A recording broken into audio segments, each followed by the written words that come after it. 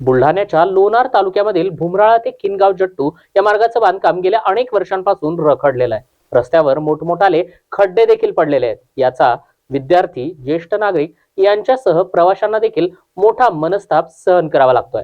रस्त्यात पडलेले खड्डे अपघातांना निमंत्रण देत आहेत. या संदर्भात वारंवार तक्रारी करून देखील संबंधित विभागाकडून दखल घेतली जात नसल्यानं भाजपचे देवानंद सानप यांच्या नेतृत्वाखाली खड्डे आणि रस्ते बांधकामासाठी टाकलेल्या साहित्याचं पूजन करून गणरायाची आरती म्हणत अनोखं असं आंदोलन करण्यात आलं. येत्या आठवडाभरामध्ये रस्त्याचं बांधकाम सुरू करावं, अन्यथा तीव्र स्वरूपाचं आंदोलन करण्याचा इशारा यावेळी आंदोलकांकडून देण्यात आला आहे.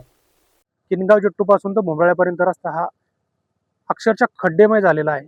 रस्त्यात खड्डा ते खड्ड्यात रस्ता हेच कळायला तयार नाही.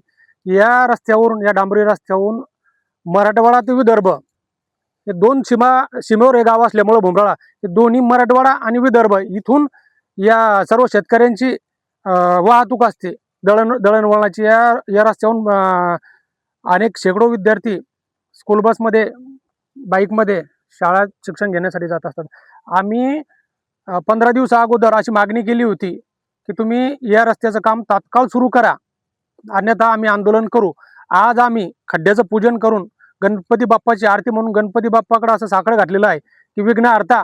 छोटे मोठे अपघात होतात, अपघात झालेले व्यक्तींना सुरक्षा कवच म्हणून त्या आरतीच्या माध्यमातून आम्ही अशी विनंती केली की बा छोटे मोठे अपघात जर झाले तर त्यांना इजा नको हो देऊ, रक्षण करतात विघ्न अर्था बाप्पा तूच आहे.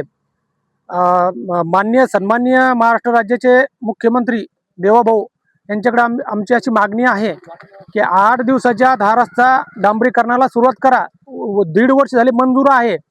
ठेकेदाराने 6 महिन्यापासून या रस्त्यावर गिट्टी अंथरून ठेवलेली. अक्षरशः आम्ही वेळोवेळी अधिकाऱ्यासोबत बोललो, ठेकेदारासोबत बोललो. ठेकेदाराचं असं म्हणणं आहे की निधी नाही तर आम्ही काय करणार. मला एक म्हणायचं आहे की निधी नाही तर मग तुम्ही रस्ते घेता कशासाठी? तुम्ही काम करा, निधी तुम्हाला उपलब्ध होणारच आहे. आणि यांनी जर काम नाही केलं, मुजोरीवानी जर असेच वागले तर शासनाने, सन्माननीय मुख्यमंत्री साहेबांनी याकडे लक्ष द्यावं आणि या ठेकेदाराला काळ्या यादीत टाकून याचं लायसन रद्द करावं आणि हे जे काम वर्कआउट झालेलं आहे ते दुसरीकडे वर्ग करावं अशी आमची विनंती आहे. 4-5 दिवसात, 8 दिवसात डांबरीकरणाचं काम चालू करा, पॅचचं काम चालू करा, अन्यथा आम्ही याच्यापेक्षा उग्र आंदोलन करू. या ठिकाणी येऊन मी असा इशारा देत आहे.